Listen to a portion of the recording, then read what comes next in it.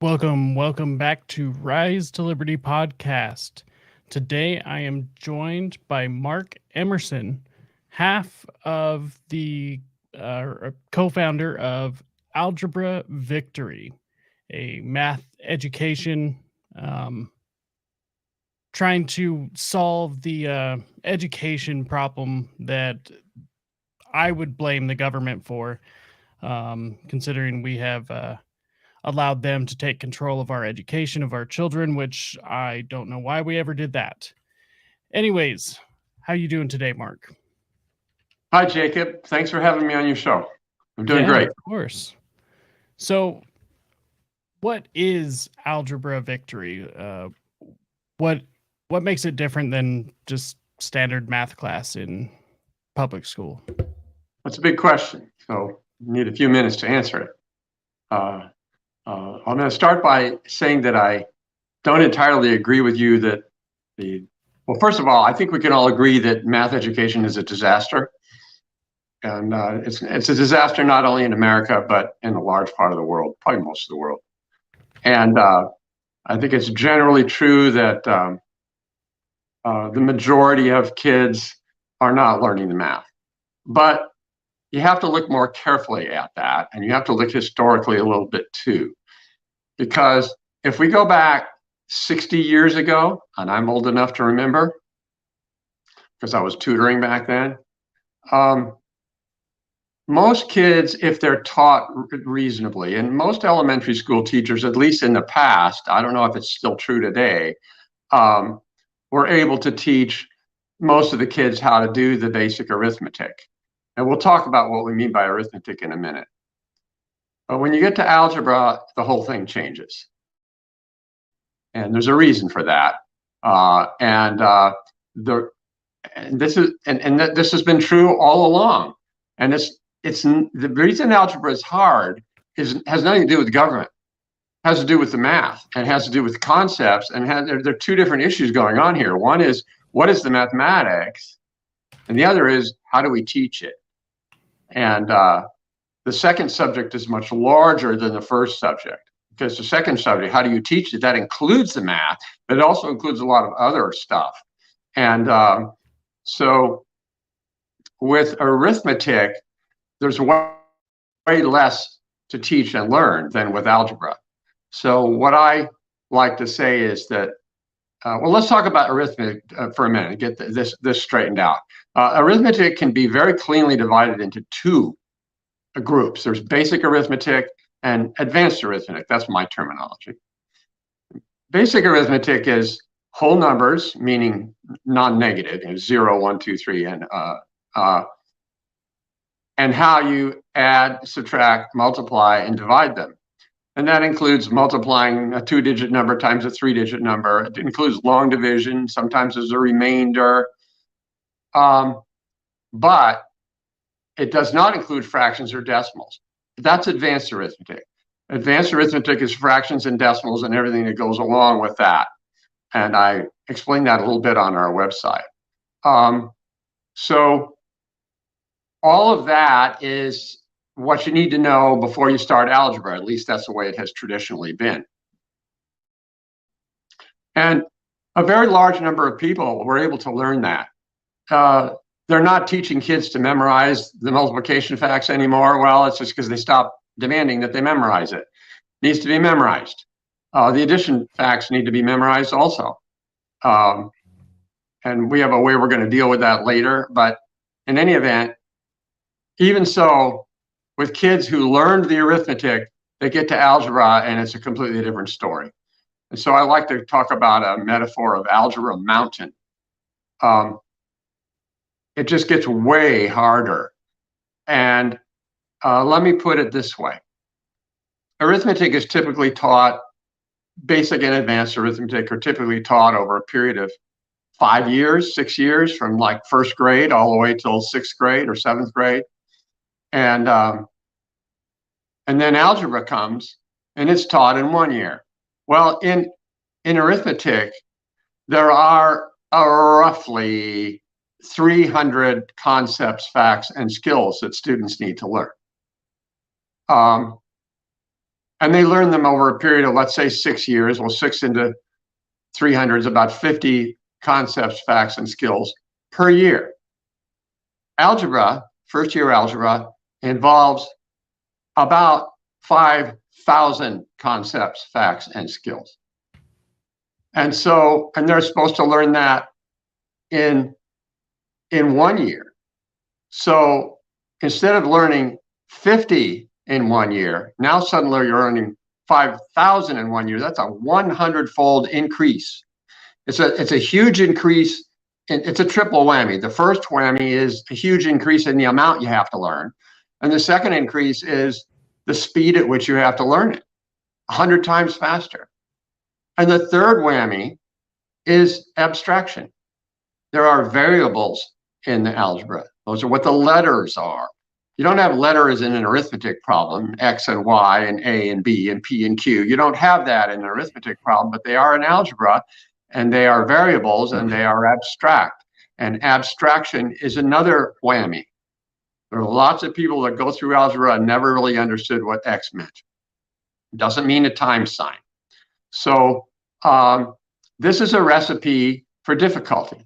So I typically I like to talk about it for simplicity, grouping kids into 3 groups. One group is what I call the math smart 10%.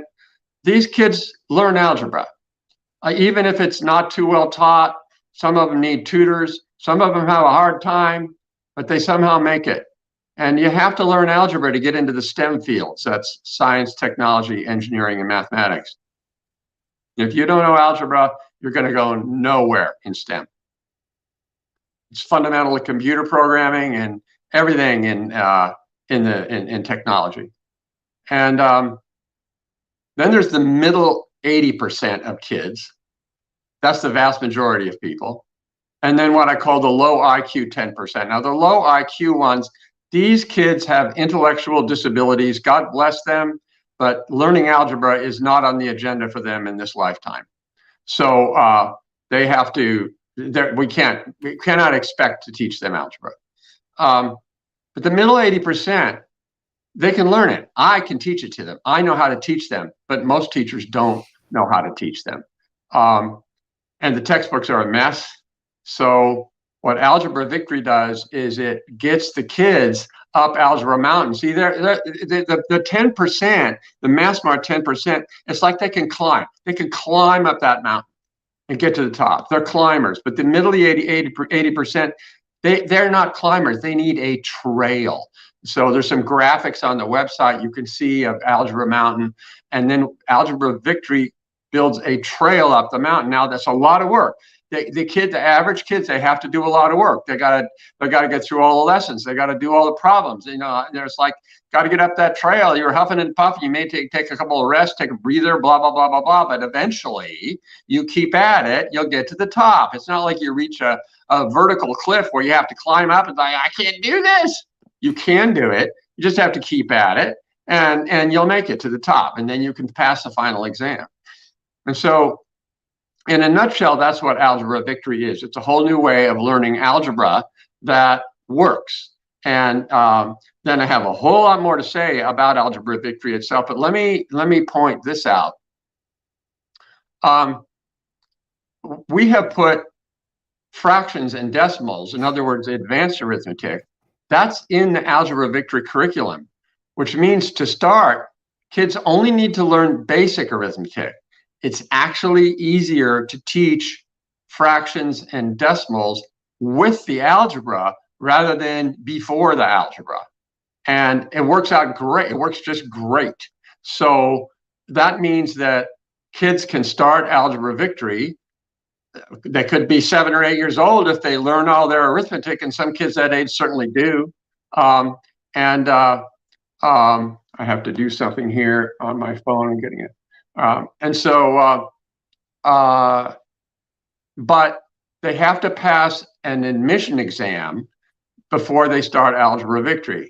Oh, here we go. There's the graphic of the 3 groups of students. On the left is the Math Smart 10%. These are the kids that typically make it through algebra. They know how to climb.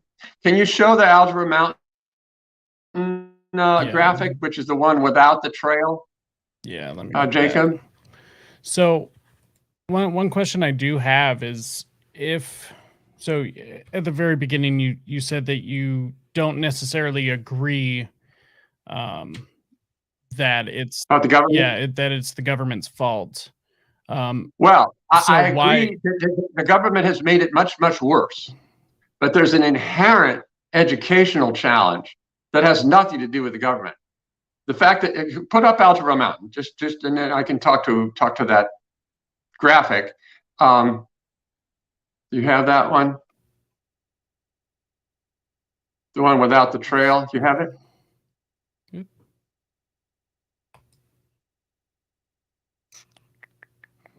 Because the Algebra Mountain is just there. It's ancient. The difficulty is just there, and that was not created by the government. It's inherent in the mathematics. It's inherent in how people learn. What the government has done is made it a lot worse. Okay, that's looks pretty dark. Yeah, you're putting it against. It's a GIF file. It's got a transparency. Can you put it against a white background or a colored background? Because the black is just blending. So I didn't choose the color of the background. It's that just is how it opened. Okay, well, in any event, that mountain is there and it's steep and it's a cliff, it's overhanging, whatever. And that's just how it is. Now, the government has made a whole bunch of things worse. And the first thing they did, well, they always resist good solutions. If someone comes along with a good idea, a better way to do this, they tend to avoid that. And instead, what they did, they thought, okay, well, why do students have difficulty with algebra? This is old. Educators have been debating this and struggling with this for 50, 60 years. And what they did in the early 1970s was they believed that the reason kids were not succeeding with algebra was because they weren't ready for algebra. Oh, you're not ready yet for algebra. But that wasn't the reason. That wasn't the problem. They assumed that was the problem, and they created a new kind of course, a whole extra year, and they called it pre-algebra to get the students ready for algebra. This is a bunch of nonsense. So they introduced the pre-algebra course. Did it solve the problem? No. It took students an extra year of time, and parents as well. It cost hundreds of millions of dollars. And they've been doing it for about 50 years now, more than 50 years. Did it solve the problem? No. Did they recognize that it's a failure and stop doing it? No, they keep doing it. So that's the government. That's the government. That's the government. Now, I have been talking to educators for decades about better ways to do this. Were they interested in what I had to say? No. Did they fight against me? Yes. I've been in battles with the Los Angeles Unified School District. I mean, all kinds of crazy stories. This is before I was doing what I'm doing now. So to get to transition, so that, and then what they did, the government made things way worse when they introduced Common Core, which is around roughly 12 years ago, 13 years ago. Yep.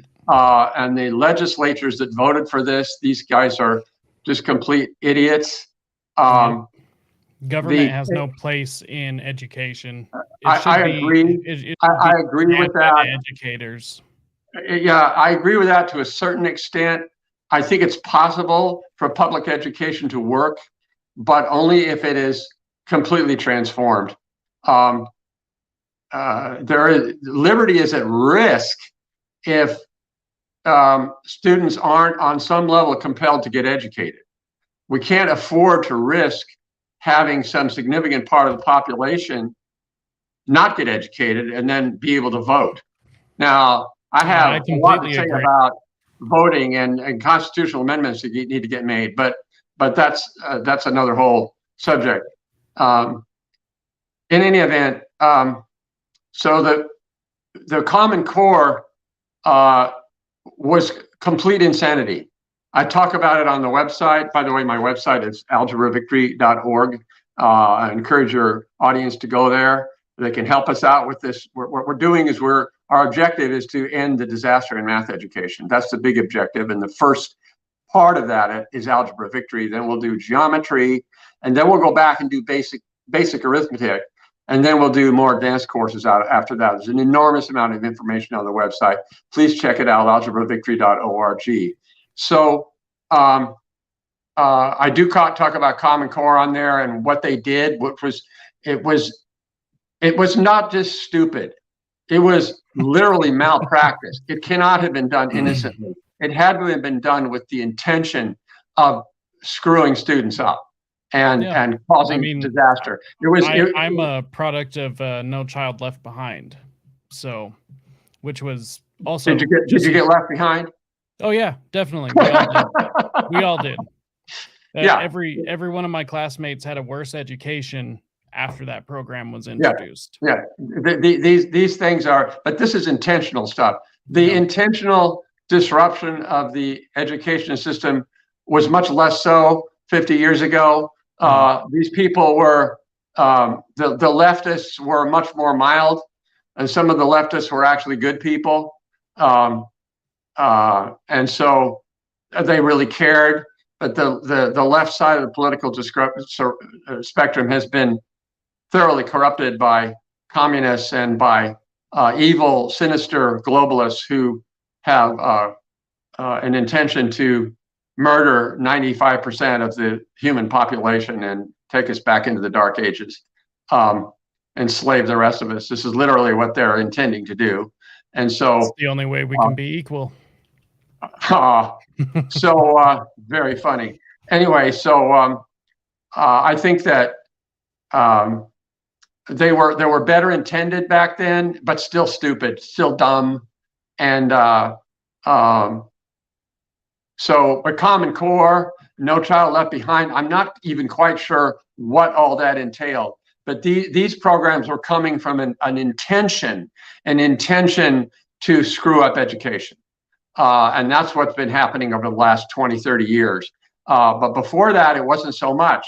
But even so, take all that government malice and maliciousness away, algebra is still hard. And so what we're doing with Algebra Victory is going to launch in the fall of this year as an online program, online teaching program, which I'll tell you the details about in a minute. And our initial target market will be homeschoolers. So students will learn online. There are 81 lessons. Each lesson is about maybe 2 hours roughly. And it's a combination of watching videos of me lecturing and then doing problems. And then also taking exams along the way. And then there's a final exam. Now, in a little while, in a few years, we're going to launch another kind of product. So this is what we call our individual individual online course is what Algebra Victory will be at first. Then we're going to create a set of professional training courses, which are to teach teachers how to teach algebra the way I teach it, using, forget the textbooks. The textbooks are a disaster. See, all of this is my own work, and the textbook is actually online. It's color-coded and very beautifully set up so students can understand it. And when I lecture, every single page of the text is gone over carefully in the lectures. The students have access to it. They can go back and replay the lectures. Over 600 separate lecture videos, typically between 10 and 15 in each lesson. So then the teachers will be taught to teach this. And then we will have another version of Algebra Victory called our Commonwealth Classroom course, which we will sell to school districts so that the students will use this in their classes. with a teacher who has been trained and certified by us, and then the teachers will succeed. Then the teachers can have a classroom full of average kids and successfully teach algebra to them. And the teachers will be happy because, wow, it works. I can really teach this. And so the kids will be doing their problems on their computers or tablets or whatever devices. The school district will be responsible for providing that for students. They'll also have to be able to use their devices at home for homework, and they will solve the problems on their devices. And the teacher will teach my lectures, but with their own style and their own unique personality and their own unique flair. And then the kids will have obviously an in-person relationship with their teacher. And but if they're absent from school for a few days, they can watch my lectures online instead as a backup. Or if they watch the teacher's lecture and they're still wondering about something, they can say, well, I want to watch Mark's lecture tonight at home, just to reinforce.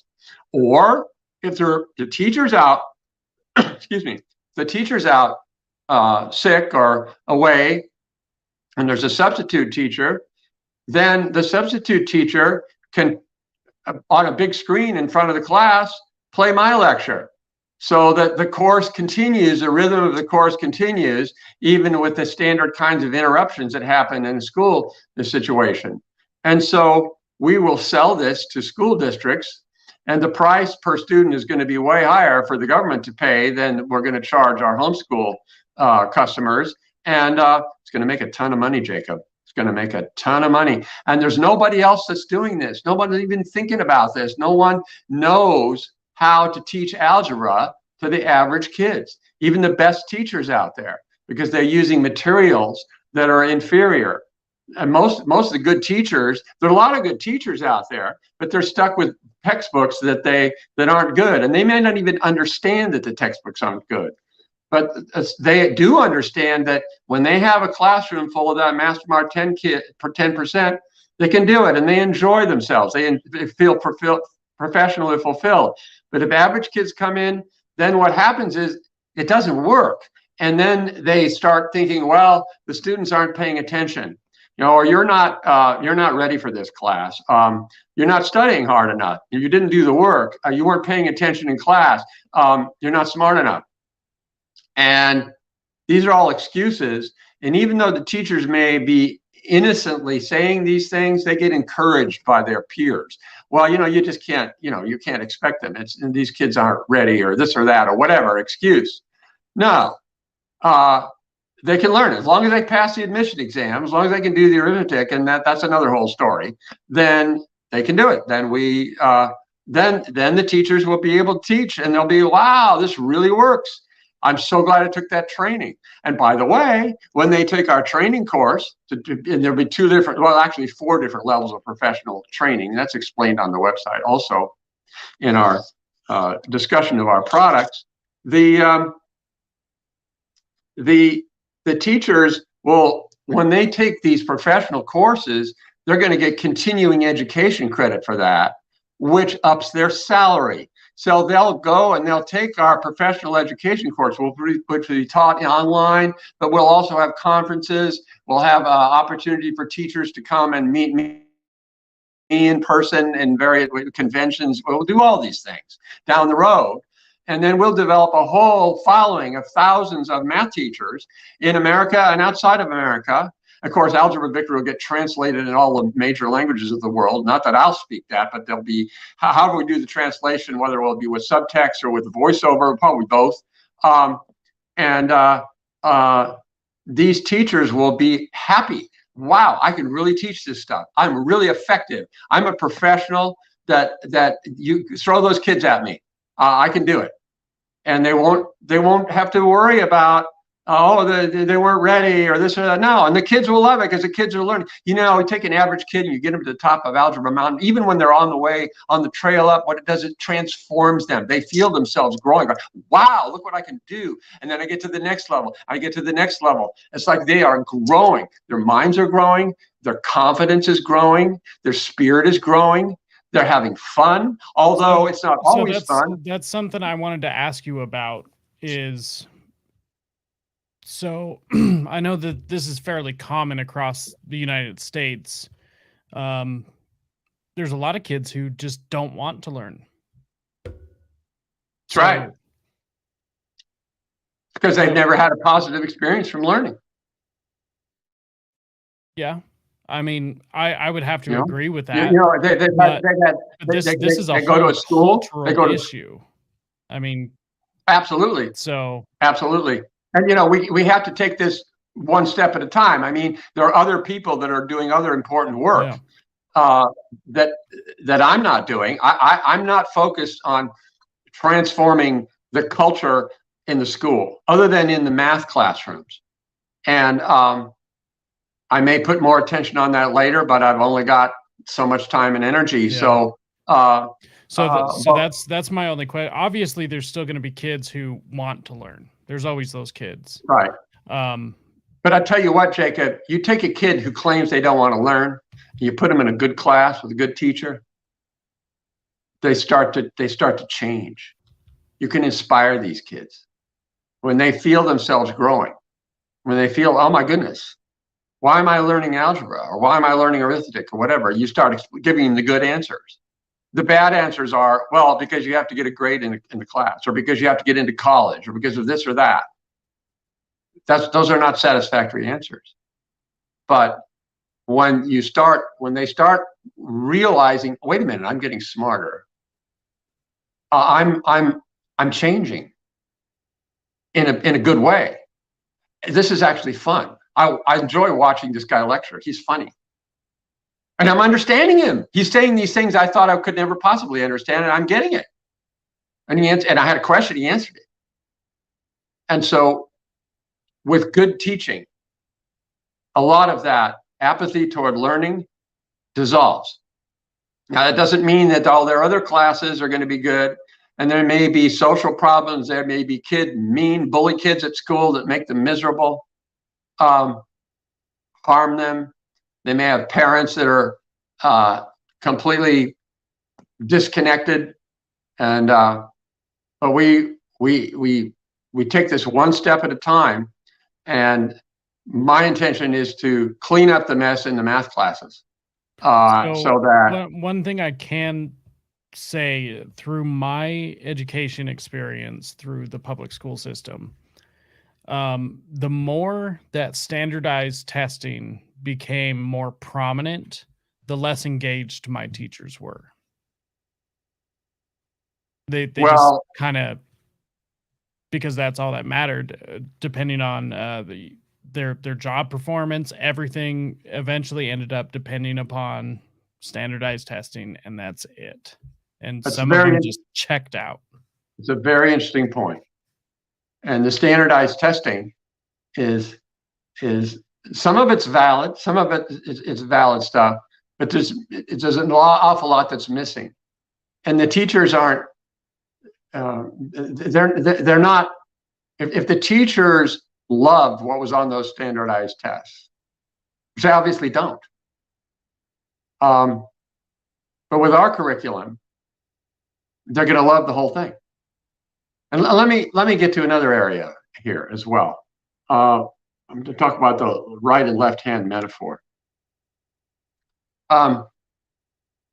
These are two themes, if you will, in the way I teach AlgebraVictory. One of the themes occupies 90% of the course effort. We'll call this the right hand.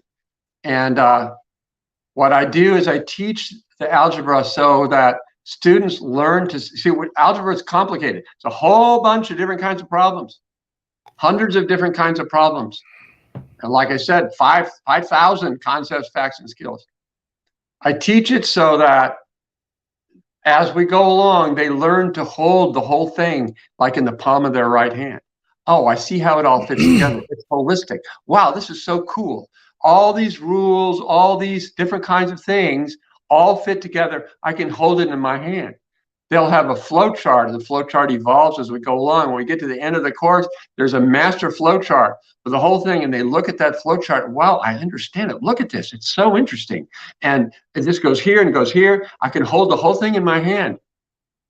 All this knowledge, and I can pass that final exam. That's so cool. Look how it all fits together.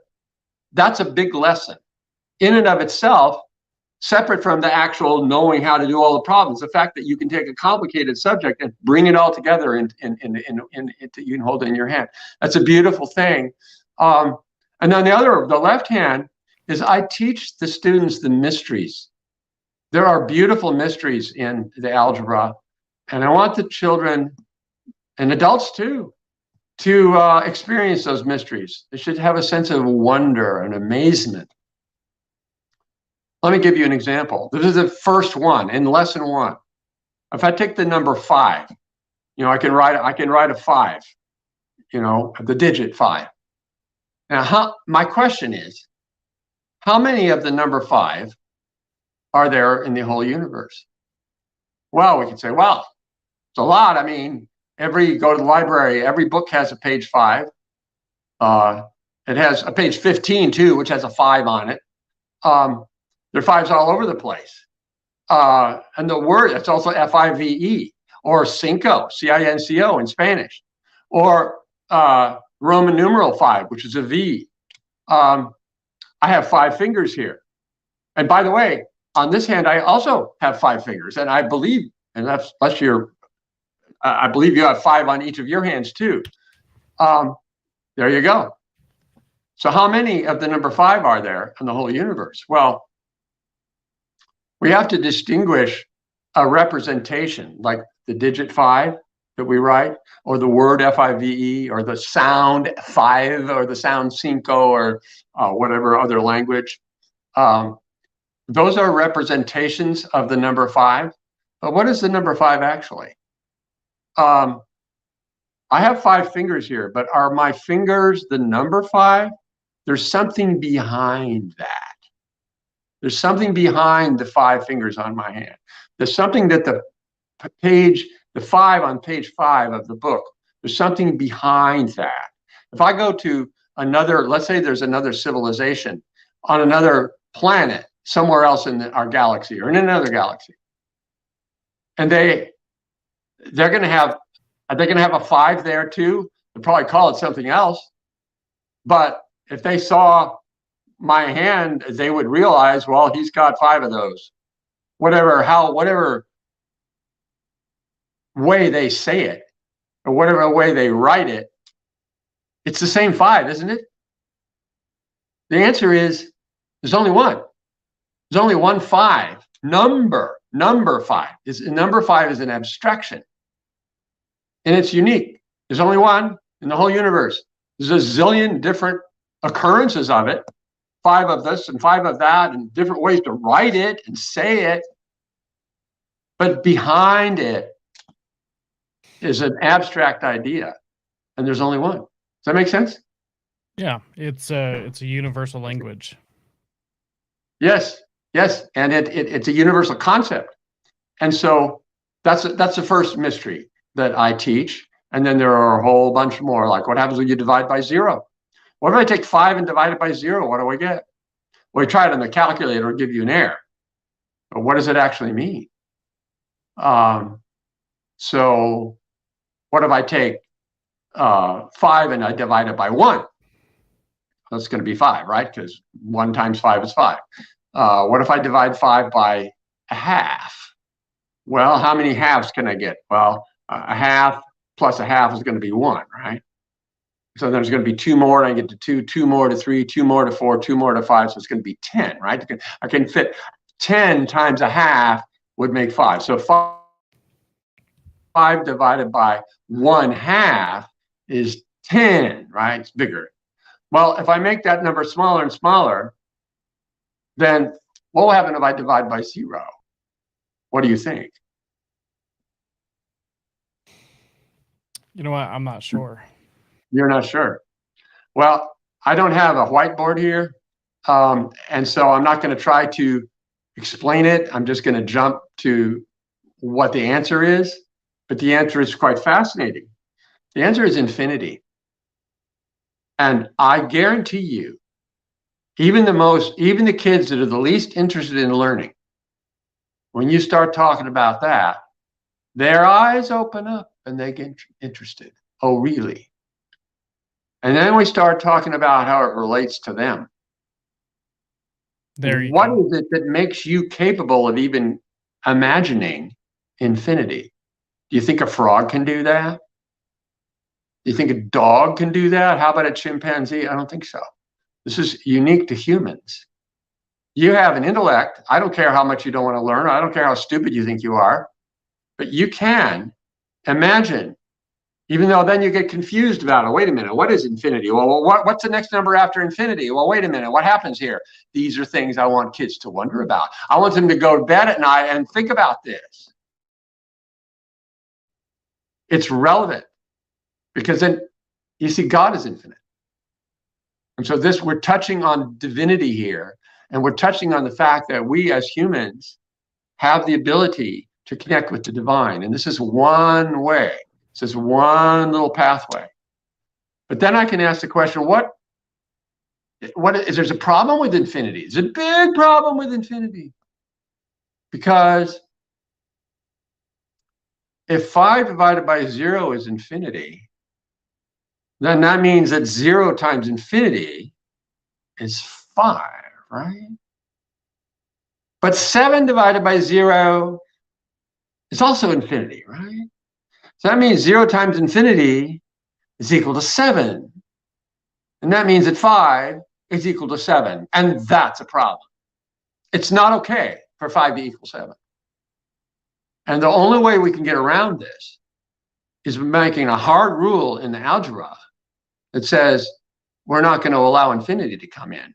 And the way we prevent infinity from coming in is by prohibiting dividing by 0. Now, what do math educators do today? They just teach the kids, you can't divide by 0. It's prohibited. Don't ask any questions. It's a beautiful question. Why can't you divide by 0? Well, you can divide by 0, but you'll get infinity. And if that happens, then everything's going to fall apart. Unless we go to some transcendent form of mathematics, which is not appropriate for even high school students, where this gets integrated on a higher level, but that's way, way beyond Algebra 1. So for all high school mathematics, division by 0 is prohibited. And so these are fascinating things. Kids love to learn about this. When I was student teaching, I presented this to my kids. I could teach circle, the person who I was student teaching under, the supervising teacher. I'm not going to mention his name. I could teach circles around him, and the kids all knew it. And I taught this one day, and after class, he comes up to me and says, you shouldn't teach that. You should just tell them that you can't divide by 0. He found fault with what I did because it was outside of his paradigm of thinking. Did he notice how excited the kids were? It didn't matter to him. So anyway, like you took you took his power away. I sure did. I remember one day I was over at that school after I finished my student teaching, and it was only like 10 or 12 weeks. And I walked by the class, and that teacher was out that day. There was a substitute teacher, and I poked my head in the room. The kids cheered, and they wanted me to come in and teach. So I went in, and the substitute teacher let me, and I taught them. They loved it. So yeah, they knew. So anyway, there are mysteries all through the course, and I say I want the kids to touch the mysteries with the fingers of their left hand. It's not like they can hold the mysteries in their hand. Nobody can hold it. How can you hold infinity in your hand? It's just something that you touch and you experience it. And so I like to use the left hand. The right hand is more masculine. It's more linear, and that's why I use that for the rock solid, understanding the whole thing. And then the left hand is more feminine. It's more nonlinear, it's more etheric. And so we just gently touch with the left hand. That's the way I use the metaphor. So this is integrated throughout the whole course. It makes it and I don't really test the kids. The mysteries, they don't get tested on that. Not in Algebra 1. Algebra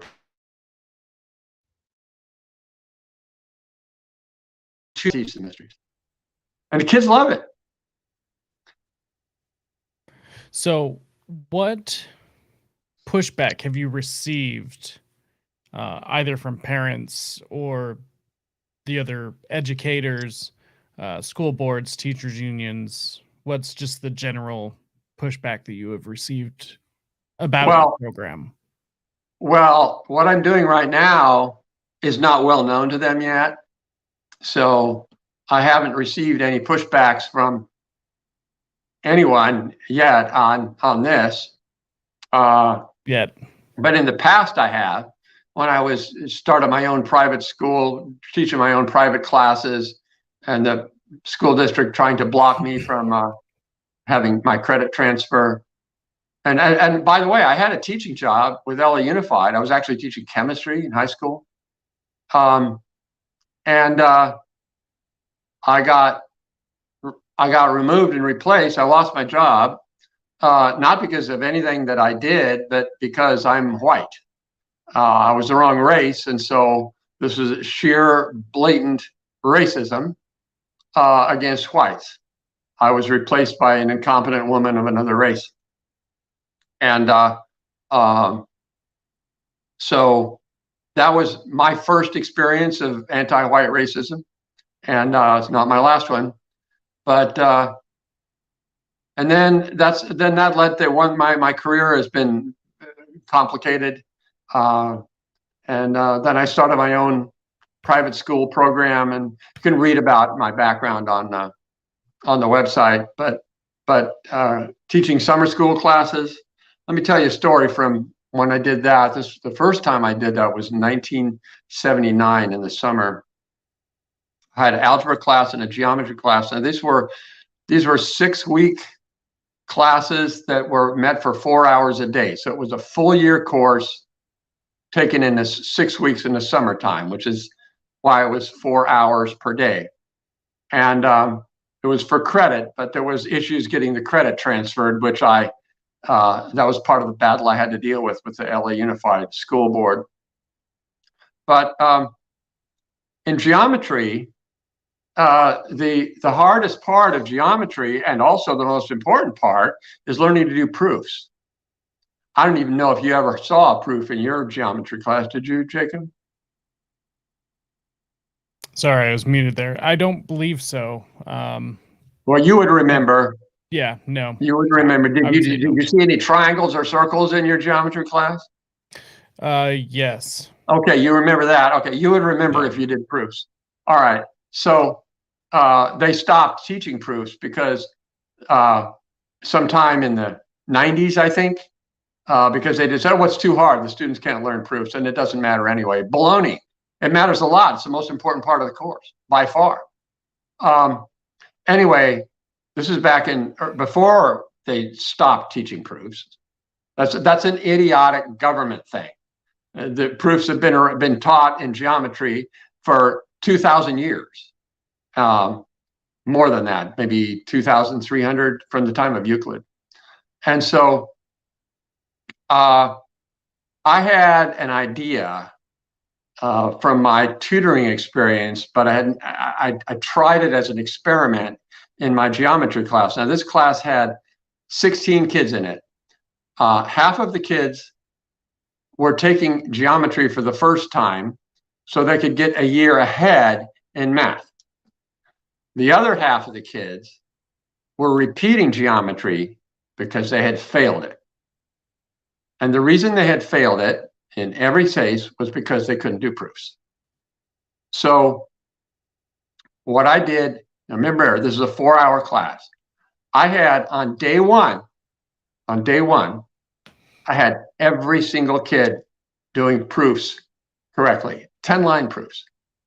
And the reaction of the two groups what I did was actually quite revolutionary. I'm very proud of that achievement. It was I invented a way to do it, and it works. I have a real deep gift for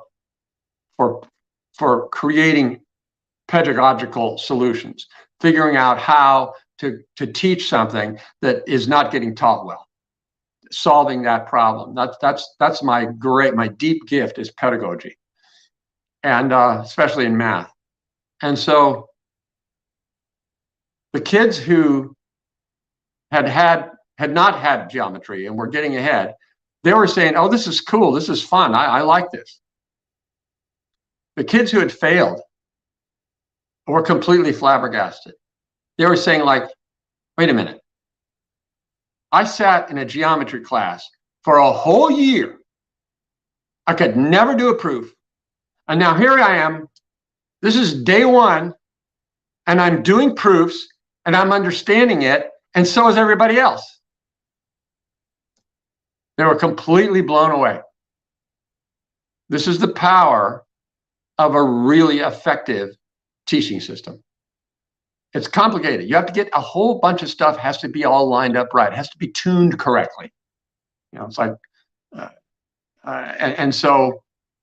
and you have to have just the right materials. You got to teach it just the right way, and then it works. It's quite remarkable. I'm looking forward. We'll do geometry later. We're doing algebra first. There are many reasons that algebra needs to be taught before geometry. But and in algebra, again, I have phenomenal solutions to perplexing educational problems. And this is my masterpiece. This is, I want this to be my legacy after I'm gone. This will still be here, and 100 years, 200 years from now, people can still watch my lectures and learn algebra through AlgebraVictory. So anyway, so that's that, and then we're going to launch it, like I said, in the fall of this year, 2023, initially to homeschoolers, because the homeschoolers, we don't have to deal with the government at all. They've already separated from that. Don't have to worry about credit and accreditation and all of that stuff. And a lot of these homeschoolers, they have a problem finding an algebra curriculum because there just aren't any really good one. There are a couple that are okay. There's some people out there who are actually very good teachers who have created some things. Some of them have used existing textbooks, which are not good.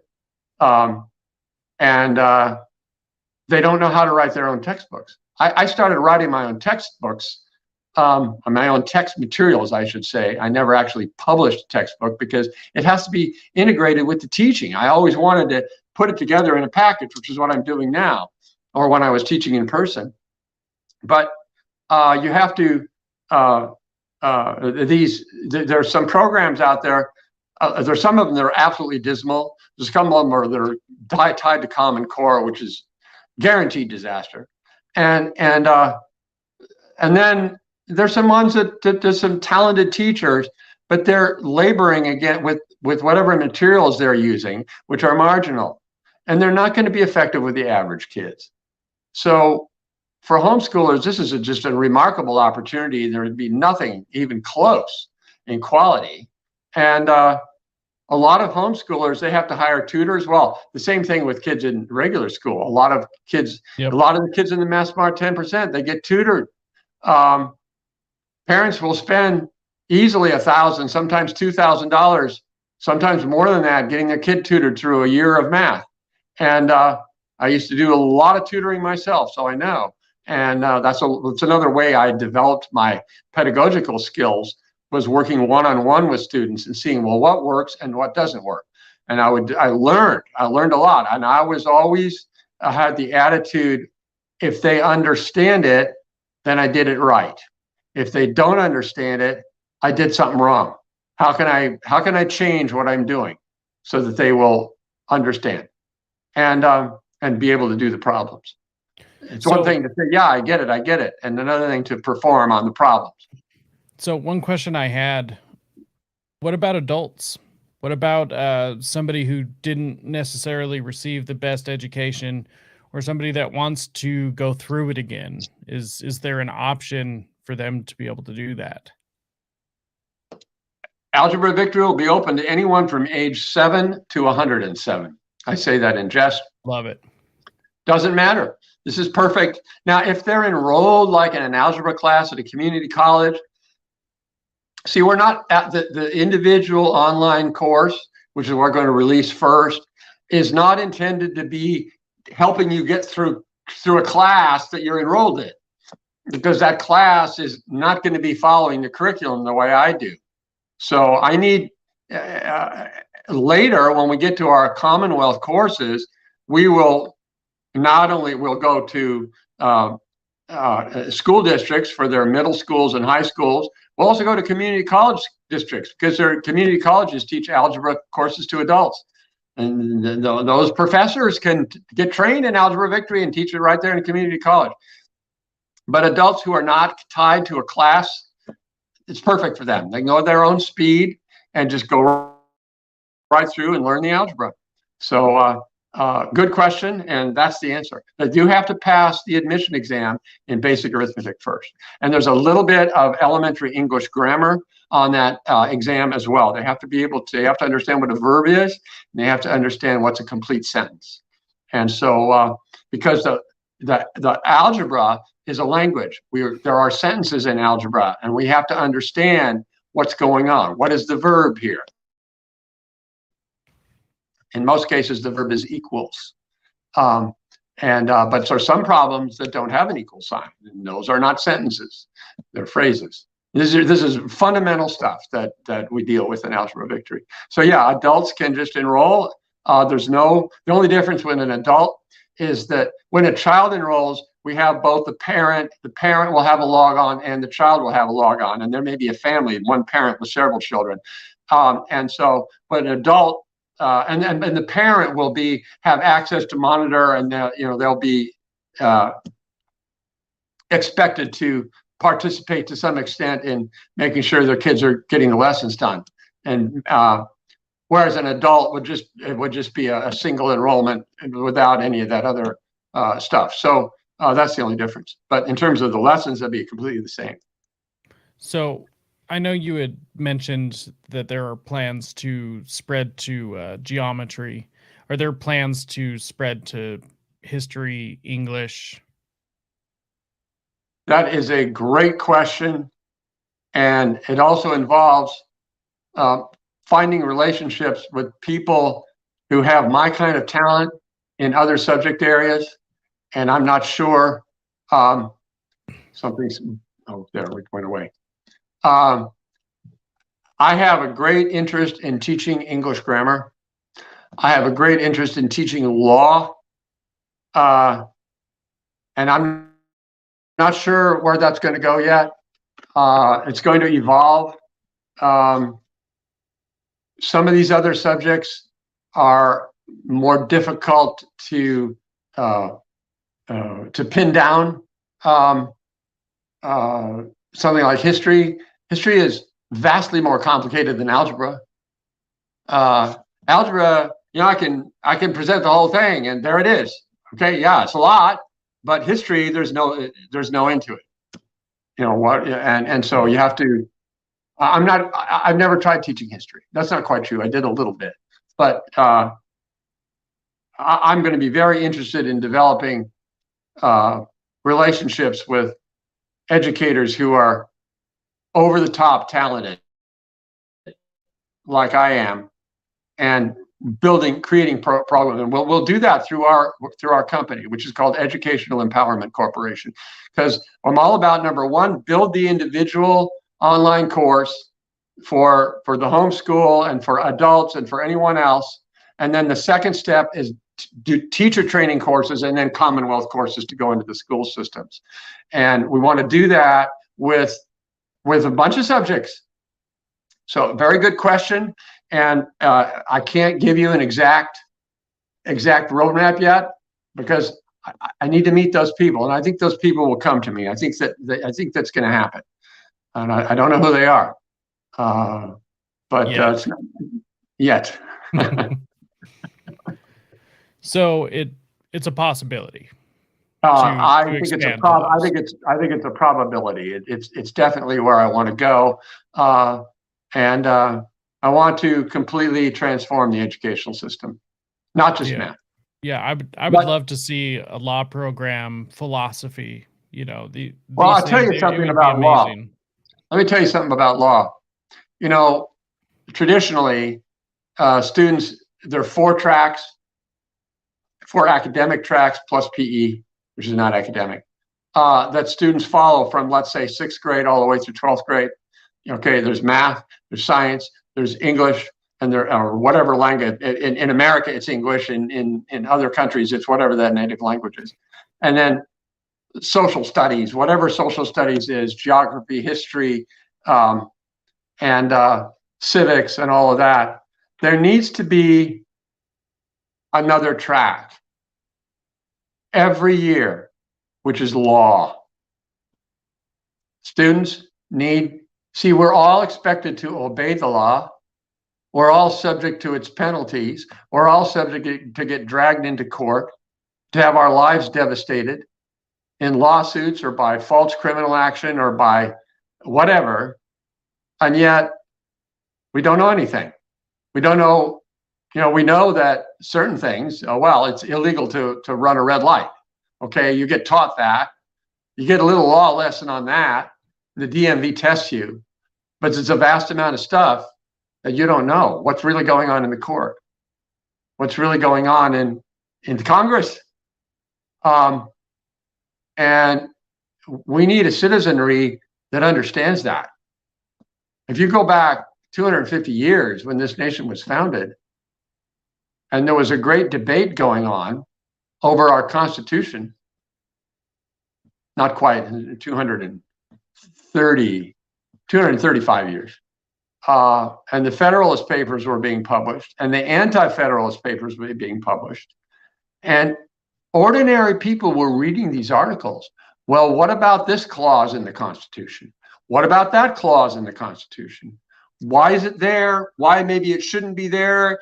And the population was involved in that discussion. You won't find one person in 1,000 today that even knows what the 6 clauses of the First Amendment has 6 clauses. Most people have no idea what they are. Oh, well, it's free speech, right? Well, that's one of the clauses. Yes. Do you know the other 5? So it was true 230 years ago that ordinary people were educated in the law. We need to come back to that. Patriots need to be educated, not only in the law, but how the law has been violated and what tyrants will do. What are the dangers? Why is the law there? Why does that constitutional boundary exist? Because the purpose of the Constitution, fundamentally, we say, what's freedom? Well, it's a barrier to tyranny. It's to stop tyranny. That's why they want to get rid of it. The Constitution is the federal Constitution is the largest, most fearsome obstacle that the globalists face. It's what they want more than anything else to get rid of. That's why they wanted Hillary to win. And when Hillary won, there was going to be a war and the US was going to lose. And when the US lost the war, the Constitution would be void. That's what they wanted to do. And they failed. So the patriots must wake up. We must understand what's going on legally. And so enough of that. So I'm here to talk about AlgebraVictory more than I am to talk about law. But let me say another thing about algebra related to liberty. When students learn algebra the way I teach it, and also geometry, they are not only are they learning algebra as they can use in a STEM field. Yeah, it's relevant. Know how to solve a quadratic equation. Understand what these variables mean. Understand how to evaluate some complicated expression with several variables in it. This is very important for STEM. But there's another thing that's important. Because that STEM part, only the math smart 10% are learning that right now. The other thing, very few kids are learning at all. And that is by the process of learning algebra and learning it well and learning the way I teach it, students develop critical thinking skills. They learn to think critically and logically and for themselves. This is crucial for liberty. And let me give an example. What the tyrants want, what the globalists want, and the way that what they're doing to the school system. And I was calling this out 40 years ago. I was accusing them of this. They want to teach children, in 4 words, do as you're told. In 1 word, obey. It's all about teaching obedience. And that is not what we want to teach. We want to teach students to become empowered, to realize that they have their own liberty, their own connection to the divinity, to be guided in their hearts, in their own minds, to finding the way. That's what needs to be taught. They need to be taught a tremendous amount of information and lots of skills, but underneath all of that, it's not about obedience. See, the way it is right now, you can go all the way into kindergarten, you get 1 level of learning to do as you're told. And then in middle school, you get a more advanced form. And then in high school, more advanced. Go to college, it gets more sophisticated, more complicated ways of doing and finally you get your PhD. Now you're ready to do exactly what the grant makers tell you. So you have to get a grant, and they tell you, we want you to lie here, we want you to twist the statistics here, we want to have a report that says this scientifically is true, even if it's false. Yes, sir. They do as they're told. And it's going on all over the place. It's very bad, very evil. So let me tell you about algebra, why it's not about that. The algebra is not true because Mark Emerson, and I have a degree in mathematics from UCLA, and I'm your teacher, and I say that it's true. That's not why it's true. It's not true because you looked on Wikipedia and it said it was true. It's not true for any of those reasons. The algebra is true all by itself. It's inherently true. And what my job is to lead students on a path where they get to the point where they go, oh, I get it. Wait a minute. Well, that's so cool. Wow. Thank you for showing me. But all they did was show you. And now you can see it. Now then they own it. It's their own. It becomes part of them because it's part of the universe. It's part of God. And it's in them. And it's like, let's say I know where there's a beautiful waterfall and I know a trail and you've never seen the waterfall. I say, come on, follow me. And I take you through the trail and go, maybe the trail's not well marked. Maybe there's no trail. And I take you through, and then we get to the waterfall and you look at it. Wow, that's so beautiful. I didn't make the waterfall. I just showed it to you. The waterfall is beautiful all by itself. God made the waterfall. So it's like that.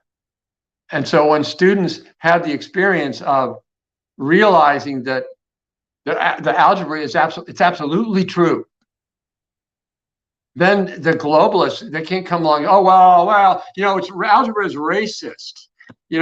We have to let students have, we have to be equitable here.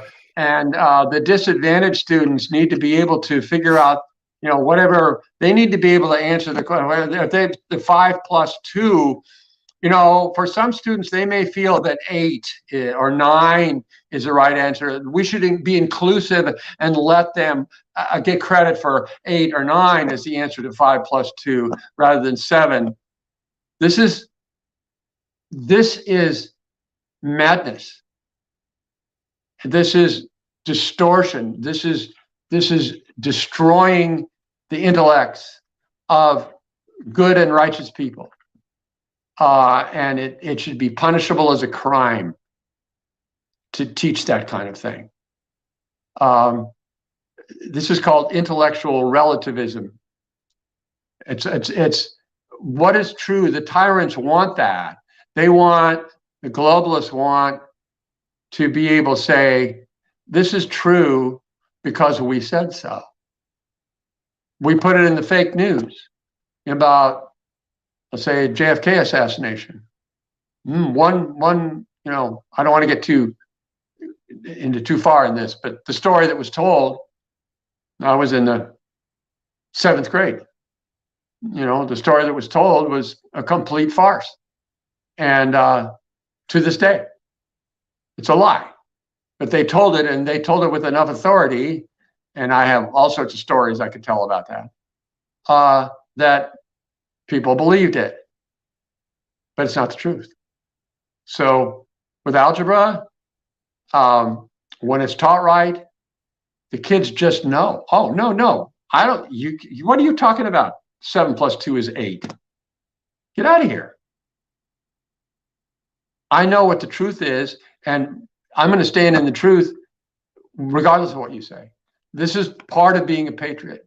Stand up for the truth in the face of tyranny, and it takes courage. But the math gives students it doesn't have any real political overtones. It's not really very controversial, even though they're trying to make it controversial. But when it's taught well, kids will never be swayed away.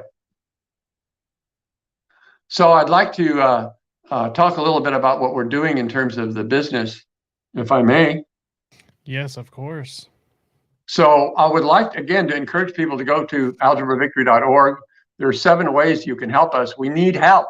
Math education is a disaster, and we need your help to fix it. There's 7 ways you can help. And there are some blue boxes on the website. There are several pages. There's a lot of information on the website. And there are blue boxes where you can answer questions and give us feedback without identifying yourself. We appreciate that.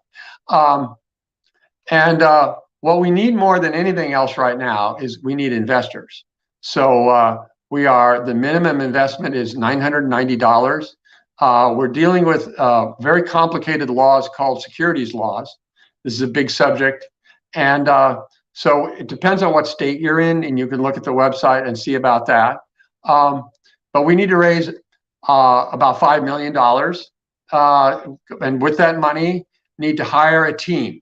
You need to hire a team. We're going to be building the team in waves. Before I launch this, I want a very solid team there as we roll this product out. We're actually going to launch in the fall. Our first launch will be only the first 5 lessons, and then we'll be adding more lessons as we go along, because I need my team to help put this all together. And I have to have a technology team that supports the whole thing, and marketing team. So we need money. You can read about the team on the website if you're interested in that. But that's what the money is for, to get us to the point where we're at a break even. And so we're projecting very high investment returns.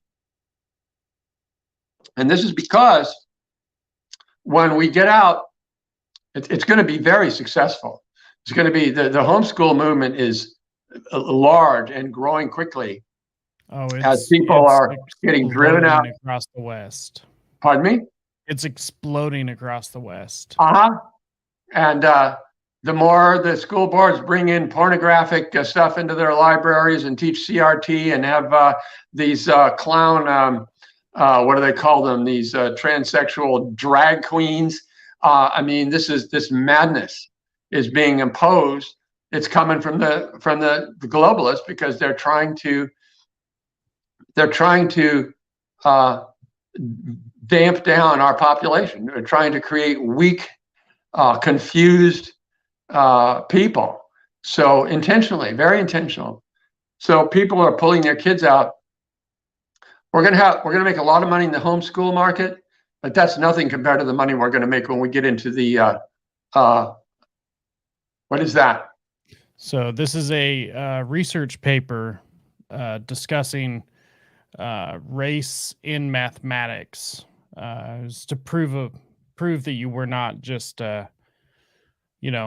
speaking out of turn, but this is something that so-called academics are actually discussing on college campuses, which is where all of this seems to come from. It has to be the Marxist that introduces these ideas. Well, the universities have, their faculties have been completely infiltrated by communist, leftist, crazy people. Yeah, and if you notice over here on this side, it's I'm sorry, 54 there's no way I can pages by read that. Danny Martin. It's just a list of 54 different pages about how racism and how it affects life and everything. So the point was to this is out there. This is actually a really big issue. Well, the racists are the ones who are calling other people racists. Well, it's because that's all they focus on. That's all they think about. They're the racists. The Democrats, so boring. the leftists, not all Democrats, but boy, oh boy. I'm exhausted from it. I try not to judge, but I've had to cut way back on my relationships with some of those people.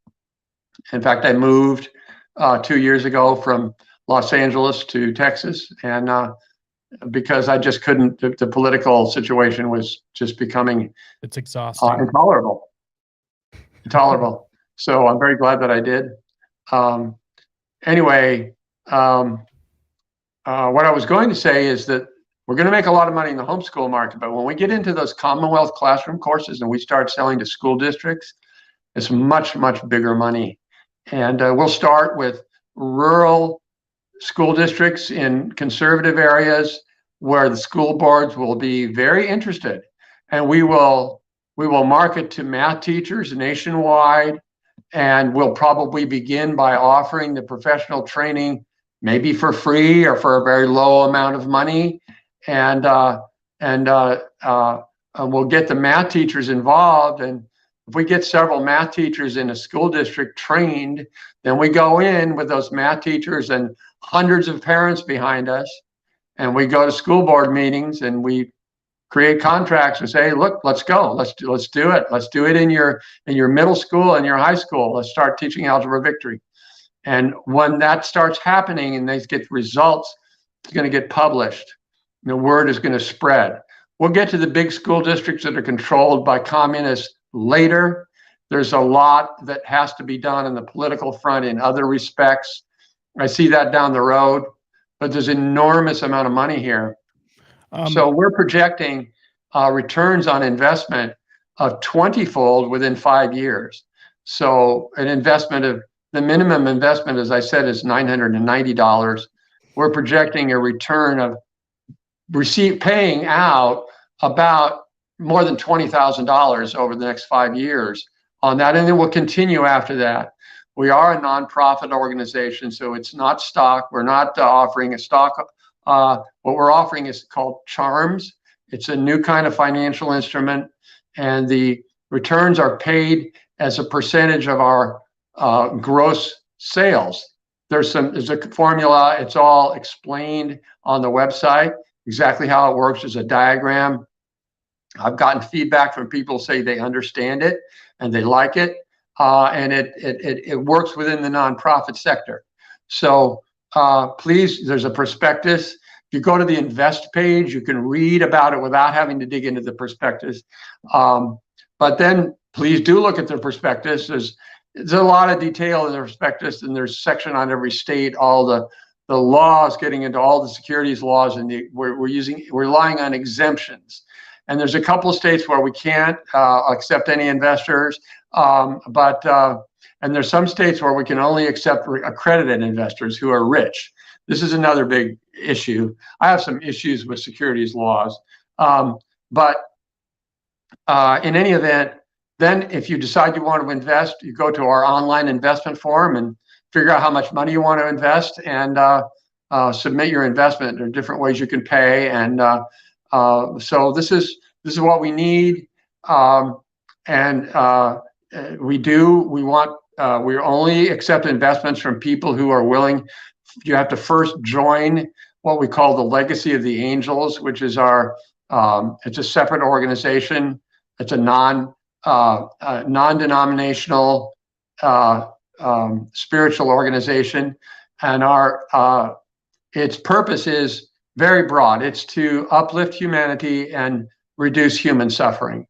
And so to join, you have to become what we call an angel member, which means you have to take a vow that you're devoting your life to God and to helping in your own way, however you're guided, by your own spirit guidance, by the Holy Spirit, or by Archangel Michael, or by Buddha, or by Krishna, or whoever, whatever your channel is to the divine, however you're guided to help, to do things in your life that help to uplift other people and reduce suffering. And so that is a requirement. And then you can invest. So it's all on the online form, and we encourage it's all at like I said, AlgebraVictory.org. And so there you go.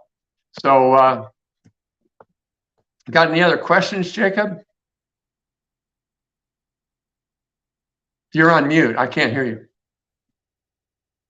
Oh, usually it unmutes itself, but I did have one question. What are the plans, if any, to be able to reach families of lower income? Well, that's a very good question. And I don't have that figured out yet, but I'm sure that we're going to have discounts or scholarships. And because I don't want any kid to get left out because they didn't have enough money to pay the fee. But they do have to have the equipment. I can't, they're going to have not just a phone. Phone's too small. They need to have, I would say, at least a tablet, if not a laptop or a full computer. So that's a very good question. And I haven't figured that out. It's something I want to work when we have our marketing team. We're going to brainstorm on that. We're going to do surveys. We're going to do focus groups, and we're going to find out what the right path to that is. But it's absolutely crucial that economically disadvantaged students have full access. When is the deadline to be able to invest? Well, we don't have an exact deadline because we can always bring in more funds. When we reach $5 million, that's going to be that's one deadline. But it's not a time deadline; it's a dollar deadline.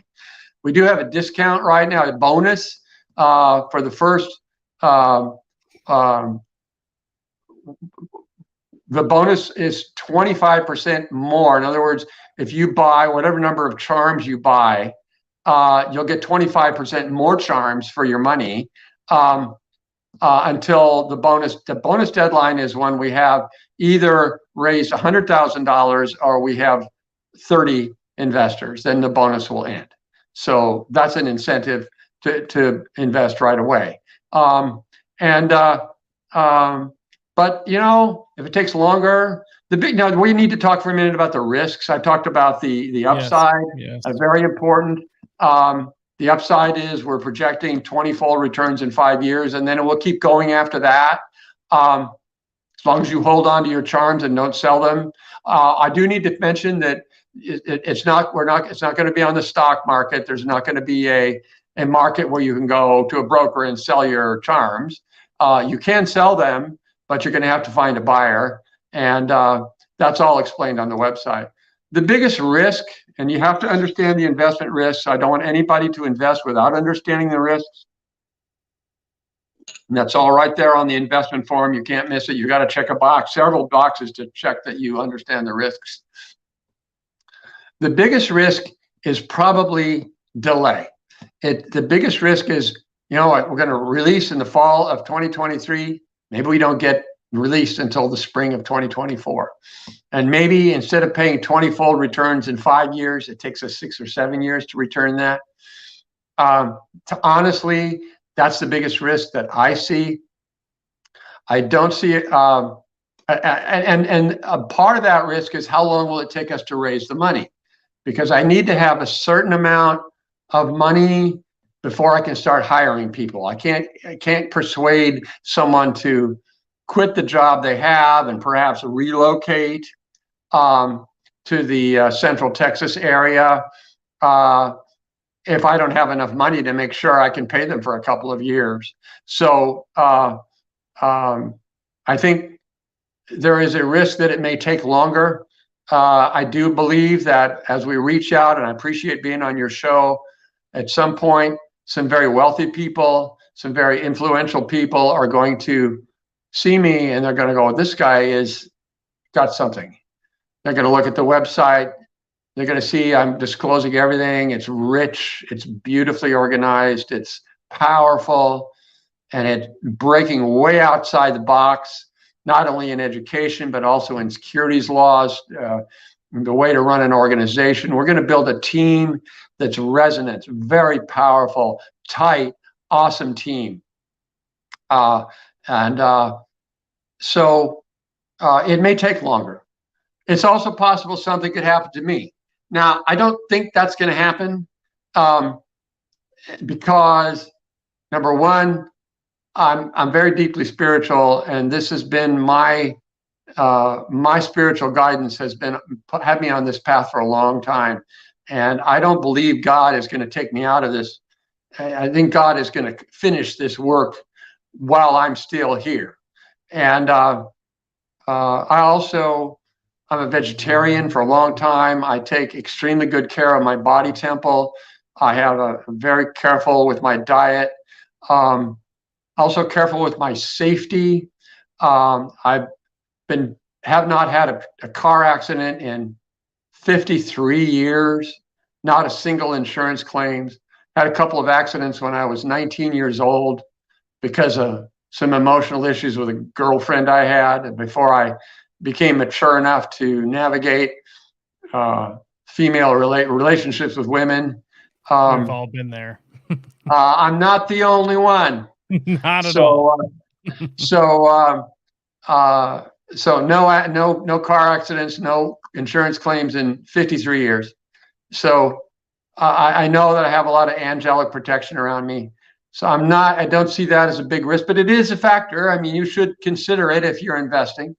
It's also possible that we could have some serious personnel problems. We could get attacked. We could get attacked by the deep state. But this is why I want investors who are members of the Legacy of the Angels. I want investors who are already in the spiritual light. They're already anchored in God, and they're bringing that angelic energy with them with their investment. They're not only investing their money, they're investing their prayers, and and that's important.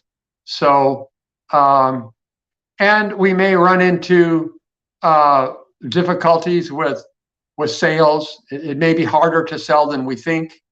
I actually think it's going to be an easy sell, especially the homeschoolers. Maybe not right at the beginning, but once we get some momentum going, I think it's going to take off. It's going to explode. Anyway, so there are, and if you decide you want to sell your charms for some reason, you might have a hard time finding another buyer. On the other hand, if it's paying out lots of money every quarter, you shouldn't have too much difficulty finding a buyer. And all that information it's all in the prospectus. It talks about what would happen if you needed to sell your charms. So anyway, but you have to look at the risk. The biggest risk is this could take a lot longer than we think. But so you gotta look at the upside and the downside together. You also have to look at how much you're investing.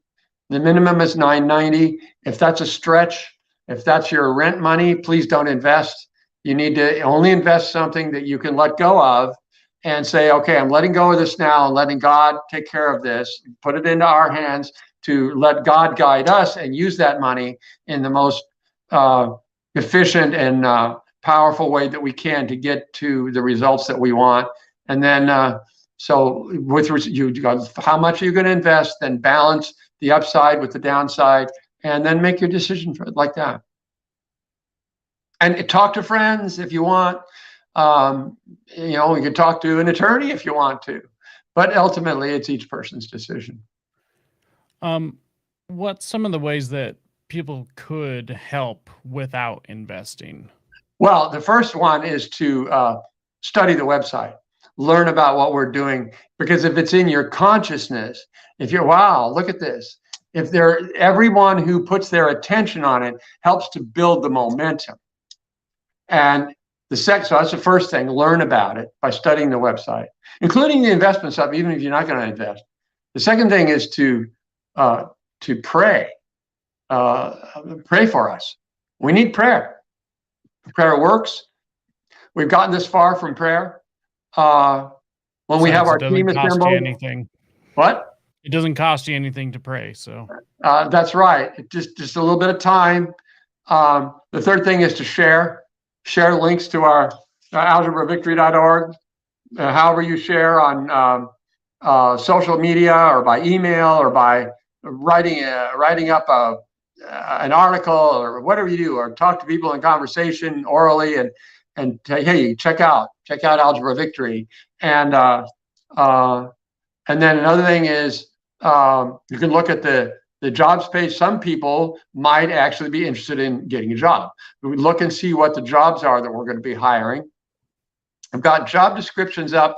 We've got the names, the titles of the jobs for the core team, which will be about 40 people. Those are up there on the jobs page. I've got actual job descriptions you can download for, I think, 7 or 8 of them. And so if it's possible that you might be interested in getting a job and working with us, get in touch with us. We'd love to see your resume, even though we can't do any hiring until we have enough money. And there will be a certain sequence in which we hire these people. So, are you also accepting volunteers if somebody wants to do that? Well, that's a very interesting question. I'm sure that we will. There are depends on what it is. Volunteers, when there is like an event, something that has a time boundary, this can work well with volunteers. You're volunteering to come and help us out at this. But the long haul, the 8 to 5, 5 days a week, 40 hours a week work, that's a much different for volunteers. And I haven't put a lot of attention on organizing that yet. It's a very good question, because what I need first is to build the core team. And the core team, they have to be solid 40-hour people. When we get to the point where we're doing conferences, or we're going to appearing at we may go to homeschool conventions and set up a booth. I may be a speaker at some of these conventions, and we can have volunteers help us at these events. And then to 2 more, that was 5. The 6th one is media. If you have access to, like Jacob's show here, or you have other shows, get me on the show. And also sometimes appear with my son, Jonathan. We were going to do that. We were hoping to do that, but Jonathan is actually not available this weekend. And so unfortunately, he couldn't be here with me. But we do appear together sometimes. And so if we get more podcasts or radio or TV or newspaper articles or blog articles, if you can connect us to those people, or you are one of those people, great. And then the last thing is enroll. So when we're ready, we're not ready yet, you can enroll your child or yourself in AlgebraVictory. What you can do now is submit your name and email address, so that we'll put that in our database, so that when we're ready to launch, even before we're ready to launch, we will contact you. Say, here's what's going on. We're going to launch on X date. We're actually accepting pre-enrollments right now. And that's going to depend on when the technology is ready, when the website. Right now, the website is right now is informational plus investment, the investment form. But at some point, the website's going to transition into what we'll call our production website, which is where, oh, this is AlgebraVictory. So we're going to have an opportunity to watch some sample videos of AlgebraVictory, and okay, click here to take the admission exam. So you have to go through you have to do a preliminary you have to create a login to do that first, and then take the admission exam. If you fail, you have to wait, I don't know, some period of time, an hour, maybe a day, or maybe half a day, and then you can take it again and again until you pass. And then after that, then the full enrollment happens, and payment gateway will happen, and then the students will begin. They can start the first lesson. So that will be the production website, and we can't launch until that's ready, and it's not. I need a team to build it. Does that answer your question? I appreciate any help. Any help? Sure does. It answers all the questions I had. On that, I think we'll wrap up here. But I would like to say a couple of things. I would like to get you back for an update for sure. I'll be happy to come back anytime, Jacob. I absolutely love solutions, and anybody who's actually trying to do something to actually change our world is what this show is about. It's why I started this show, is to highlight projects just like this. Right. I love talking theory and philosophy and all of these things. Don't get me wrong. I love it.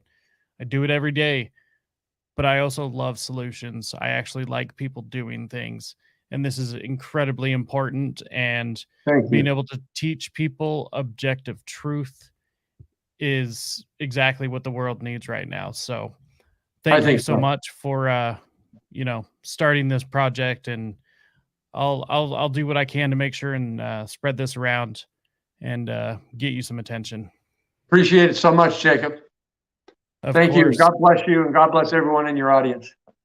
Yep, anytime. And we'll get you back soon. The website is AlgebraVictory.org. That will be in the episode description. Thank you so much for tuning in to Rise to Liberty podcast. You can find us at risetoliberty.com/links. That will pull up all of our platforms all over the web. And until next time, stay free, my friends.